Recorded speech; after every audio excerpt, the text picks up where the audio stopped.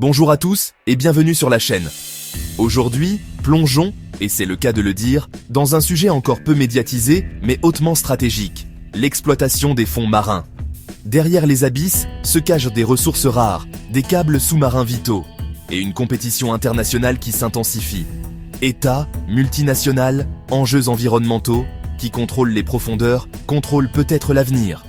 Décryptons ces nouveaux enjeux ensemble dans ce nouveau point de géopolitique. État des lieux. À l'insécurité environnementale due à la crise climatique et l'insécurité énergétique provoquée par la guerre en Ukraine s'ajoute une future insécurité minérale susceptible de freiner les transitions énergétiques et numériques en Europe. Cobalt, cuivre, lithium, nickel, terres rares, etc.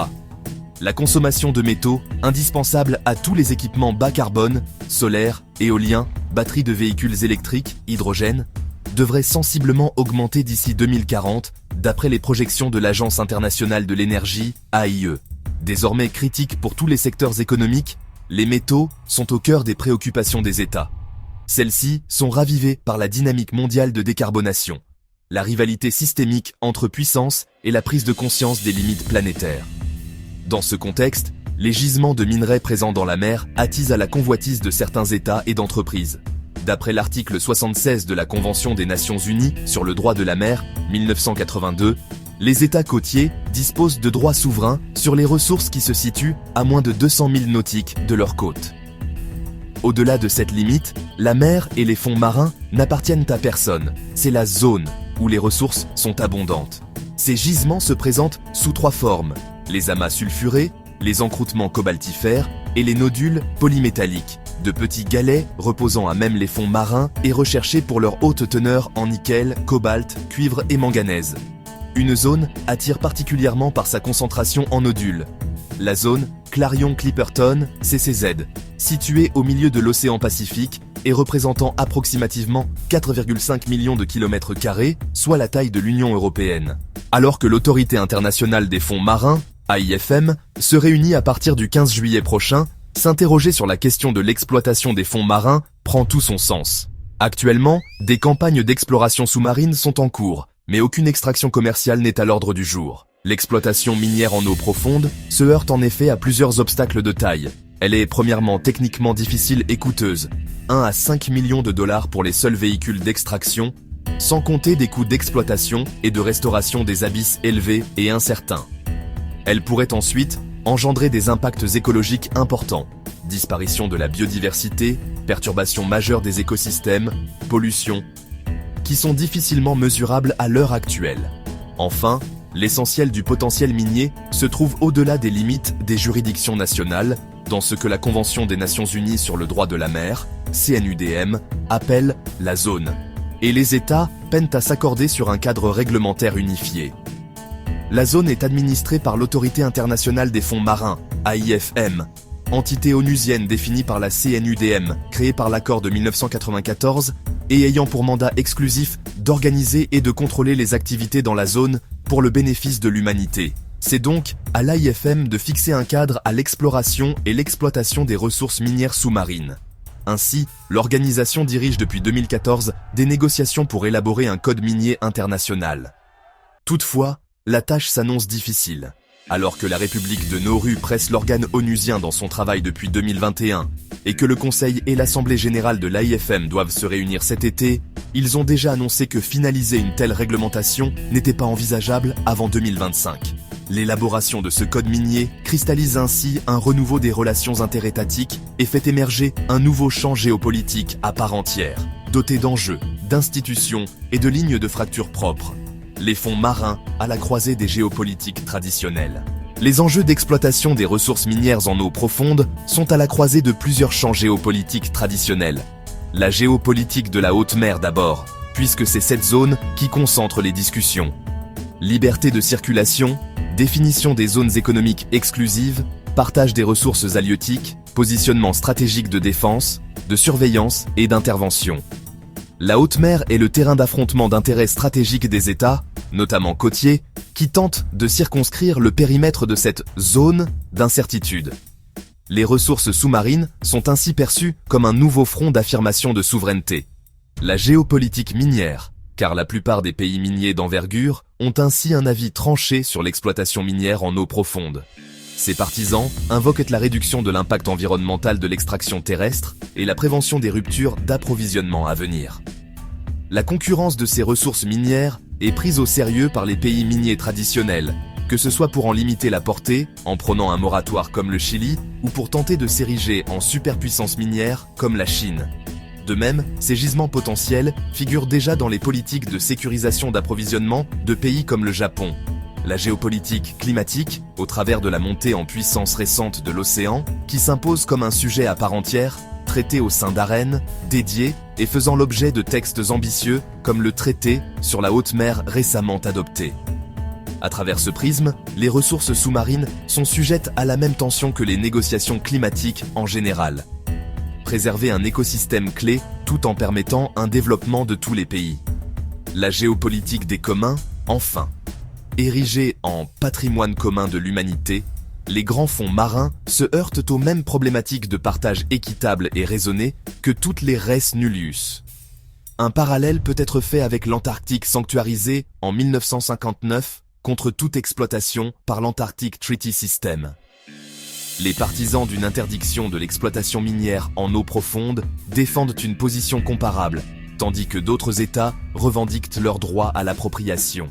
Les négociations sur un possible code minier de la haute mer font ainsi intervenir ces différents prismes d'analyse et émerger une nouvelle sphère géopolitique avec ses acteurs, ses dynamiques de négociation et son calendrier propre. L'AIFM est l'acteur central de cette sphère, chargé à la fois d'encadrer l'industrie minière et de protéger les fonds marins. C'est dans son orbite que se constituent les stratégies d'influence sur l'exploitation minière en eau profonde. L'AIFM comprend 167 États membres et l'Union européenne, UE, qui n'ont pas tous le même poids dans l'organisation. Tous ne contribuent pas au budget de l'organisation. 34 États ont une mission permanente auprès de l'AIFM. 21 possèdent des contrats d'exploration dans la zone. 36 siègent en tant qu'État au Conseil de l'AIFM et 41 ont un expert au sein de la commission légale et technique. Des acteurs en tension entre exploitation et protection des fonds marins. L'AIFM est érigée comme entité omnipotente, investie à la fois de missions de protection de l'environnement marin, mais également de régulation des activités dans la zone et de partage équitable des revenus financiers et économiques entre les États. Ces missions contradictoires rendent le positionnement de l'AIFM délicat et la place parfois en porte-à-faux avec d'autres structures onusiennes comme l'UNEP, qui alertent sur les incertitudes et les risques environnementaux, sociaux et économiques potentiels de l'exploitation des grands fonds marins, là où l'AIFM doit rédiger un code minier encadrant sa pratique. L'AIFM est dénoncée pour son manque d'impartialité entre ses missions.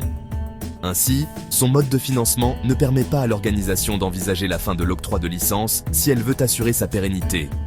Touchant 500 000 $ pour chaque licence d'exploration délivrée, ainsi qu'une redevance annuelle de 47 000 $ par contractant, l'AIFM dépend largement des revenus issus des licences qu'elle délivre pour son propre financement.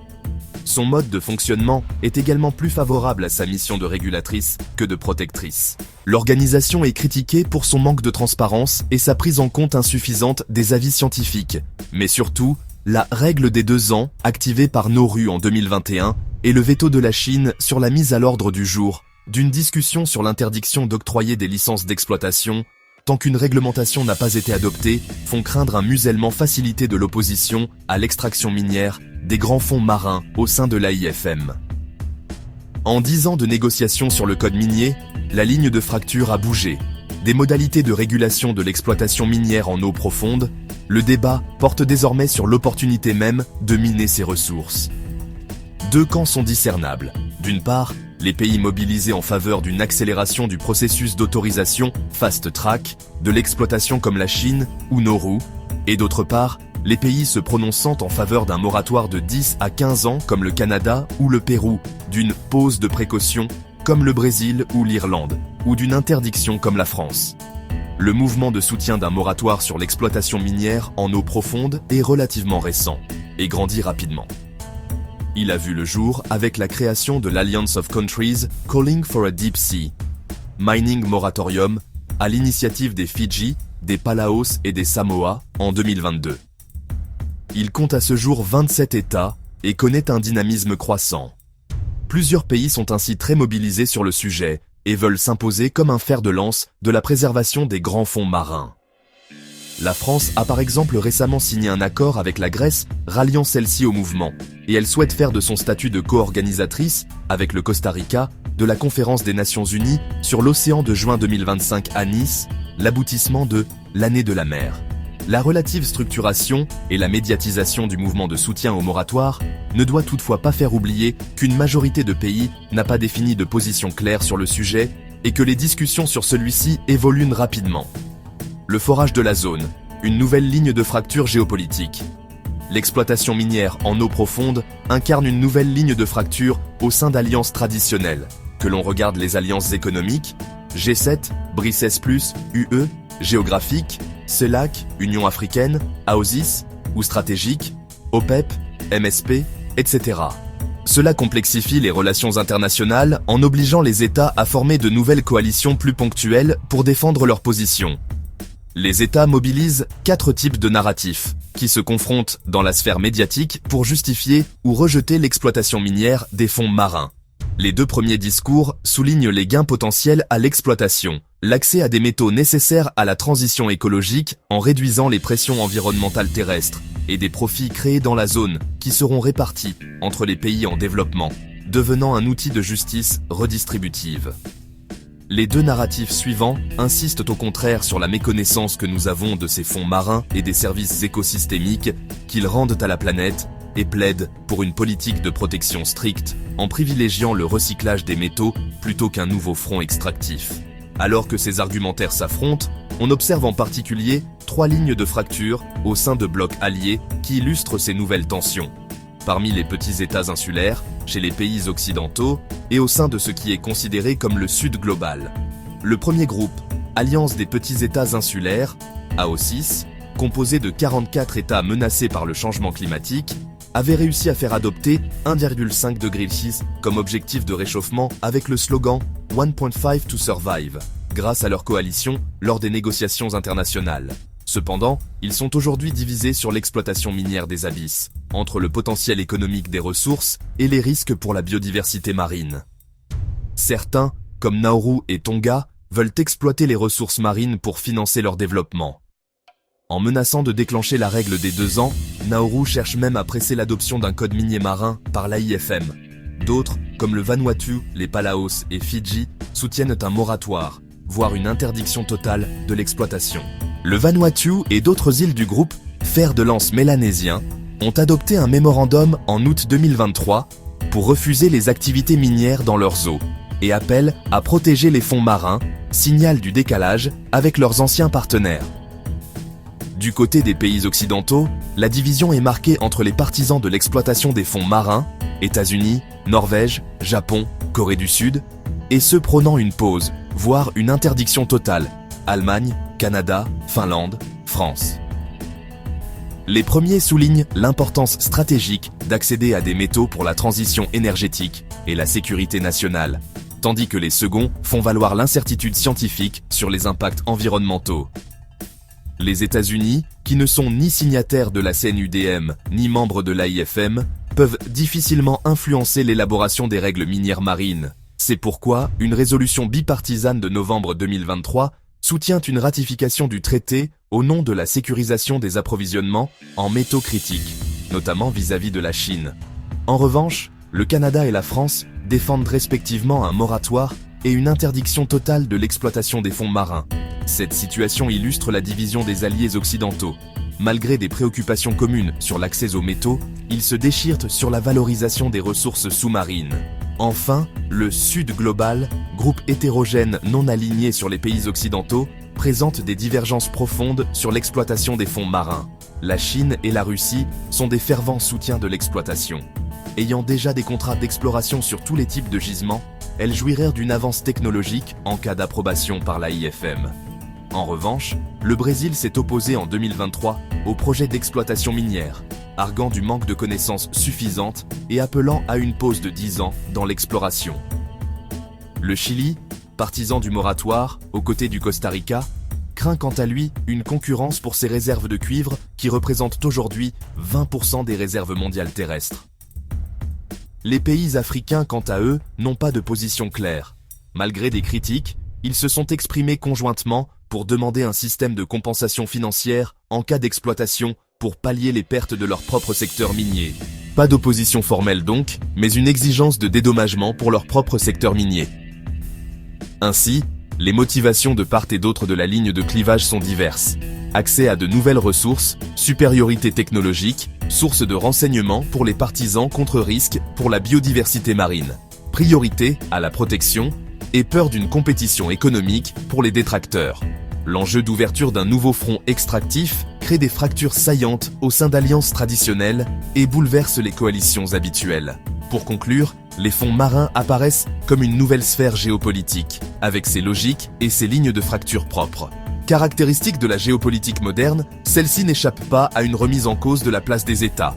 Les entreprises ont ainsi un rôle clé tant pour pousser à l'exploitation des fonds marins qui leur bénéficiera directement, comme The Metals Company, que pour limiter l'intérêt économique pour ces nouvelles ressources en s'opposant à leur utilisation, comme l'ont fait 49 entreprises internationales signataires d'une déclaration en faveur d'un moratoire.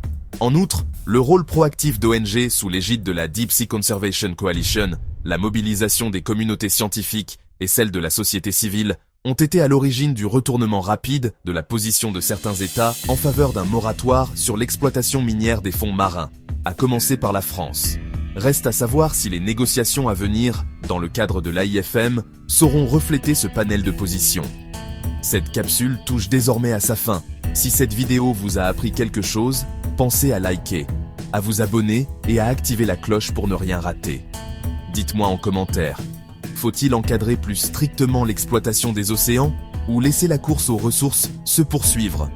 Vos avis m'intéressent. À très vite pour une nouvelle plongée dans les enjeux du monde.